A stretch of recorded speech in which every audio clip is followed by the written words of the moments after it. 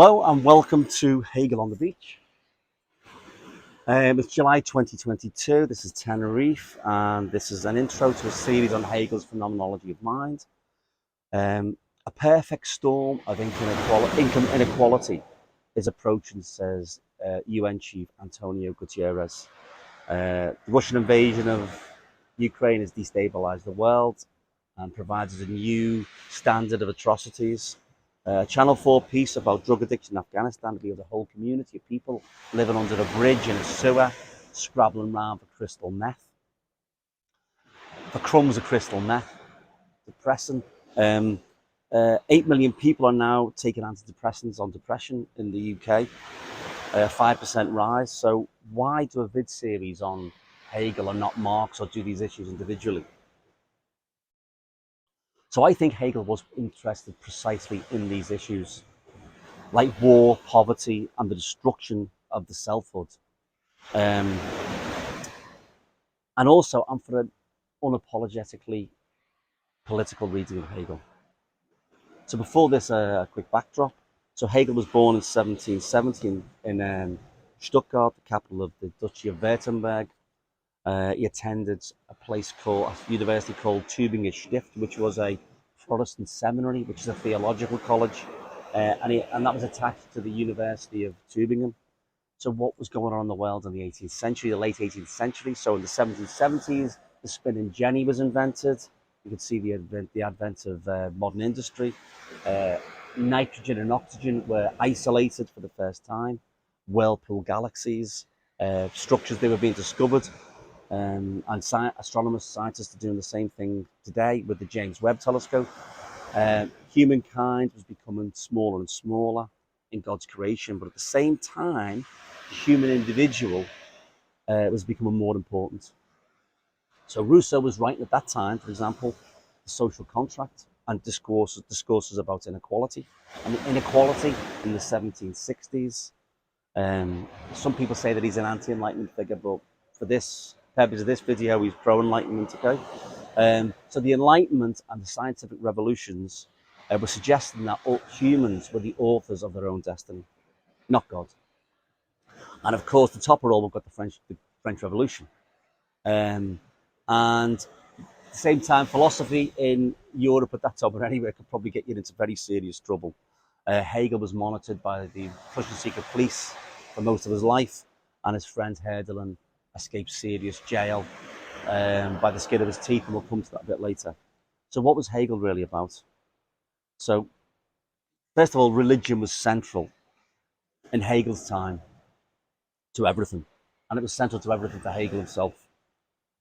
In a sense, if you look at philosophy didn't really exist as a separate, before Kant's time, it didn't exist as a separate discipline. It was like a subservient to religion.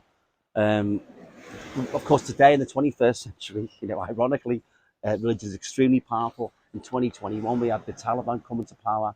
And in America, we have the Taliban taking power of the Supreme Court. So the Christian Taliban are run the show in America largely.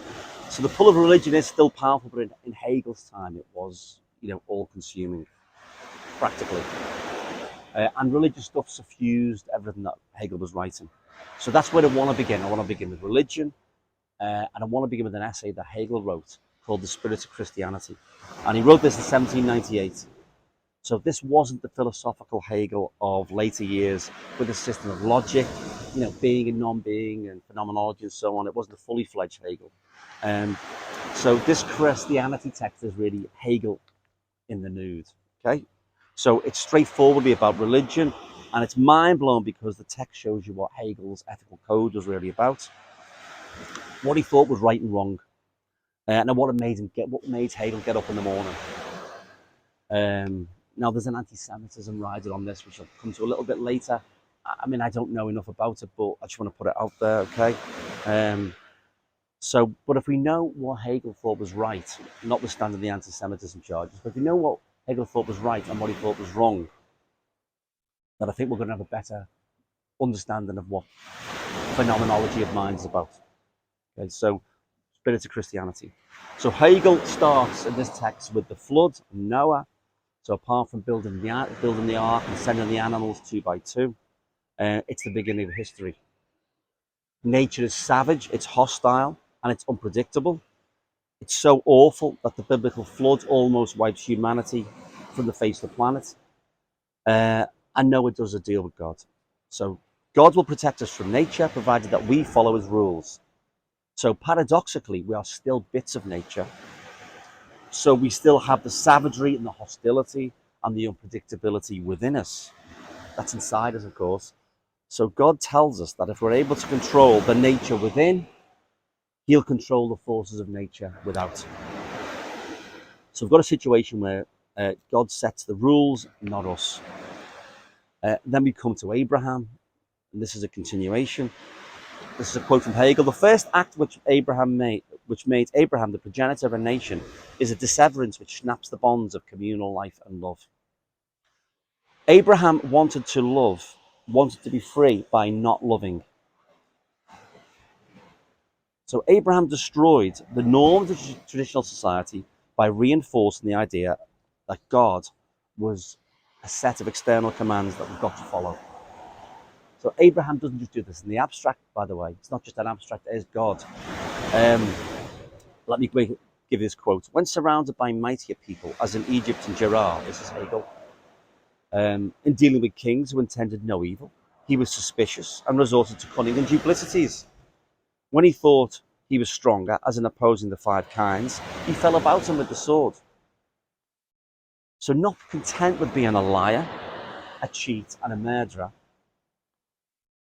he was also prepared to kill his own son, Isaac. So that's a big jump. That's not just an abstract God. Okay, so unless you believe that God really exists, Abraham himself had created an external lawgiver, external to human feeling, external to family relations, external to friendship, external to kinship, external to what any of us would call kind of, humanity or, so on. And killing your own kid was a command from God. It's God's law. Isaac doesn't get killed in the end, so the charge isn't murder. It's attempted murder because the angel stops him, but I think we get the picture. The key point is that God's law replaces love as the spring of human action. For Hegel, love is a higher morality than law. Not just God's law, but any law or any external set of moral, civil, or political imperatives. Okay? For Hegel, there's a parallel, the God of Abraham, with the philosopher Immanuel Kant and his categorical imperative. Kant said this. He said, act only according to the maxim whereby you can at the same time will that it should become a universal law. Okay, so a hypothetical imperative is about attaining certain ends. So for example, I've got to study even though I don't want to do it because I want to pass this exam. The categorical imperative, on the other hand, is unconditional. It's got to be obeyed in all circumstances. It's an end in itself. So to get the parallel between Abraham and his external set of laws and the categorical imperative, hopefully you can see the connection. And of course, I'm simplifying massively. And as Einstein said, everything should be made as simple as possible, but no simpler. And simplification does run risks, but I'm going to need to skim through this, otherwise I'll be here till midnight. And I want to draw the attention between Abraham and modern philosophy. And of course, Kant's not a monster, he's a genius and so on, but we'll move onwards. We've got lots of examples throughout history of people doing horrible things at the command of a god, an external god, or an external categorical imperative, external commands. Okay, we've got obvious religious examples like you've got Jim Jones and Jonestown and David Koresh. And we've got suicide bombers, of course. But in Christianity, I think Hegel's main target is not really religion. His main target is Kant and his non-religious obligations, his duty, doing your duty. So what is Hegel's solution then to this externality? So over against the positivity of the Jews. So this is the maybe anti-Semitic bit, but I think he means the God of the Old Testament. Okay, Jesus set man over against the laws and their obligatoriness. He set the virtues. So So the Old Testament idea of God as Lord and Governor, Jesus opposes a relationship to God like that of a father to his children. The example Hegel quotes, is Matthew 12:11, sandwich board time, when a sheep falls into a well. On the Sabbath, what do you do? So, and he answered, if you had a sheep that fell into a well on the Sabbath, wouldn't you work to pull them out? So the law says no, because God commanded the Sabbath to be a day of rest. So he commanded that you shouldn't do this. And Jesus said, no, you take the sheep out of the well. And therefore, Jesus and Hegel place human need, before the law. And sometimes, not all the time, sometimes you have to practice civil disobedience. You've got to break the law to help people. And Jesus was a lawbreaker, therefore. He was a serious civil disobedience. Got him killed in the end. He was a threat to society and its laws. You could even update sort of in this modern sense. I know in Liverpool we talk about, there's a famous phrase, better to break the law than to break the poor. So I think that's straight from New Testament. It's about human needs. So we've got this dilemma in democratic societies. You've got, say, maybe, border guards being told they've got to push migrants back into the sea. You've got the state that refuses to, it'll give you a benefit sanction if you're late for an appointment and you don't get any food for a month. And, that argument is that law is more important than human need.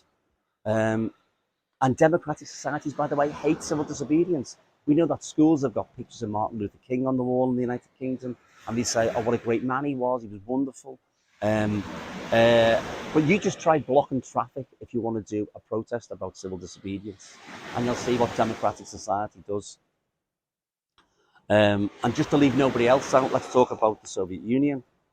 Stalinists thought that it was okay to kill millions because they fully believed, they were true believers, many of them, that they weren't killing peasants. They were following the party line. They were following an external command. And they were building the future. So communists were obeying the command of an external creation, with a set of beliefs called socialism. And the god of the Soviet Union, the Abrahamic god, was the party. And ironically, the best exponent of the rightness of the god, this external god, was its best critic in Leon Trotsky, who fought against this, actually. And here's the quote, here's the damning quote. So he says, this is 1923, I think. We can only be right with and by the party, for history has provided no other way of being right. And if the party adopts a decision which one or other of us thinks unjust, he will say, it is my party, just or unjust. And I shall support the consequences of this decision to the end. In the 1939 film, Ninochka, the character played by Greta Garbo was asked, how are the mass trials going? And these meaning the 1936-37 trials where thousands of communists were exterminated. And their answer was, there will be fewer Russians, but better. She was simply following the logic of a categorical imperative, a socialist categorical imperative. And the God of the Old Testament, it still lives on. I'm not making the categorical imperative up in relation to socialism, by the way. I'm not making it up because Kurt Eisner, who was the leader of the Bavarian Revolution, who was the president of the first Bavarian People's Republic, he actually said, I believe in the socialist categorical imperative. So it's always been there in socialism. So so Hegel let's go into the philosophical background now. Hegel was the product of and the child of German idealism. And German idealism was a school of philosophy that arose in the late 18th century, and it's mainly associated with Immanuel Kant. And idealism deals with how we are connected to, and specifically how we perceive the world. So Kant tried to bring together two ways of thinking about the world that had dominated philosophy up to that point. One school of thought was rationalism. So that says we obtain knowledge through a priori, prior to experience, thinking, pure reason alone. So an example of this would be a math statement, something like, if something has more than 3 legs, it's got to have at least 4 legs. So math statements are in this category. And maybe geometry. And statements of logic. So examples of rationalist thinkers are Descartes, who had this idea of the evil demon, where the only thing you can know is what's inside your mind. I think, therefore I am. Leibniz and his monads. You've got Spinoza as another rationalist. Newton as well, Isaac Newton. God created everything by number, weight, and measure. So these rationalists essentially believe the world to have an underlying logical or even a mathematical structure. And they believe that the intellect can directly grasp the truth of the world. There's lots of maths papers today that say the same thing. PhD papers about how maths explains everything. On the other hand, you've got empiricism, which holds that we can only obtain knowledge through the senses a posteriori, which means after experience. So you've got a priori rationalists, a posteriori, who are the empiricists. So this is the view of David Hume, for example, and Kant was arguing against Hume. So Hume argued an inquiry concerning human understanding. Though experience be our only guide in reasoning concerning matters of fact, it must be acknowledged that this guide is not altogether infallible. Therefore, a wise man therefore proportions his belief to the evidence. So Hume is evidence-based and the empiricists are evidence-based. Kant's innovation was to change the previous arguments in philosophy. He maintained that we perceive objects and their properties. It's not something that the objects possess in themselves. The emphasis is on perception. So this is what he argues. He says, hitherto it's been assumed that all our knowledge must conform to objects, but all attempts to extend our knowledge of objects by establishing something in regard to them a priori by means of concepts have on this assumption ended in failure. We must therefore make trial whether we may not have more success in the task of metaphysics if we suppose that objects must conform to our knowledge. Okay, now I want to move on to Schelling and Hegel, who were friends of Hegel, and I'll talk about the French Revolution. Okay, so Schelling was born in 1775. He was a close friend for Hegel at college together, but 5 years later, so he was a boy wonder. Slavoj Žižek wrote this. He wrote an extended essay on Schelling, and he says this about him. Schelling prefigures a series of key Marxian motifs. So he claims that Marx's notion of commodity fetishism is derived from Schelling. Schelling wrote a philosophy of nature. He's also supposed to be the author of the unconscious. This is what Zizek says, that Freud would later take up. And he wrote this, Schelling wrote, as a quote, history as a whole is a progressive, gradually self-disclosing revelation of the absolute. So we can see there, sort of, it sounds a bit Hegelian, doesn't it? That's a system of transcendental idealism. But there's another interesting quote I want to put out there, which is, Schelling says this, has creation a final goal? And if so, why was it not reached all at once? Why was the consummation not realized from the beginning? To these questions, there is but one answer, because God is life and not merely being. So we've got an example in Ukraine, haven't we, where you've got people say, oh, come on, can't we just have a peace deal? Never mind all the messy stuff that's going on, let's have a peace deal now. But of course, Schelling has shown that that's just not possible. Life is messy. Moving on to Hegel, right? So he's known as a poet. He was also a philosopher in his own right, and he wrote a famous novel called Hyperion, forgotten now, but famous at the time. He also went to this Tübinger Stifters Protestant seminary with Schelling and with Hegel, and he also the three of them supported the French Revolution. So, German idealism wasn't just a fairy tale, ivory tower experience. It could get you into serious trouble, and in the case of Hegel, it really did. So he was linked with a classmate called von Sinclair. Now, he became von Sinclair's librarian, and von Sinclair was put on trial for treason. And Hegel was also dragged in charge with treason. And he was supposed to face, basically police state justice. Now, either because he became mentally ill in the process of arrest, or because he feigned mental illness to avoid the trial, he was eventually released into the care of somebody called, it's a good name, this Dr. Johann Heinrich Ferdinand von Autenrieth, who was the inventor of a mask to stop screaming for the insane. There's a picture of this mask on Google, by the way. Hegel was later discharged and was taken in by a carpenter. But these are the stakes that I think that, not just German idealists, but anyone who dissented was facing in 1800. So anyway, he went to live with a carpenter, Ernst Zimmer, and he lived in a tower in the wall of Tübingen. And after living there for a number of years, it became a tourist attraction because people went to see this crazy guy who lived in the walls.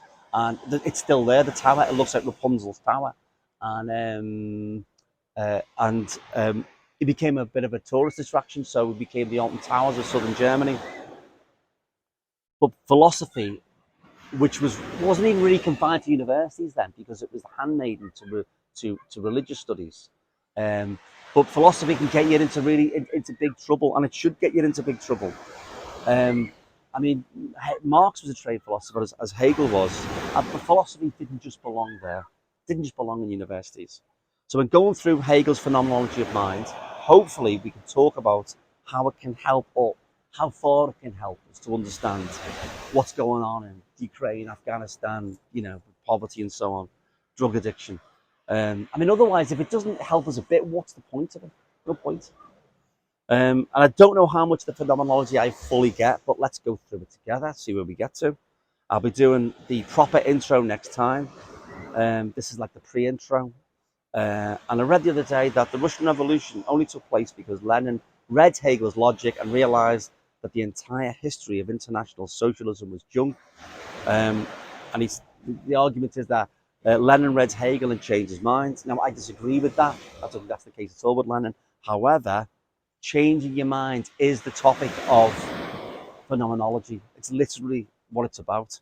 Um, it's not the logic. Phenomenology is about how consciousness changes from one set of perceptions to another way that we understand the world. And hopefully by the end of this, I might change my mind, you might change your mind, but the possibility of changing one's mind is contained within phenomenology, and hopefully that's what we'll talk about in the coming weeks. Thank you.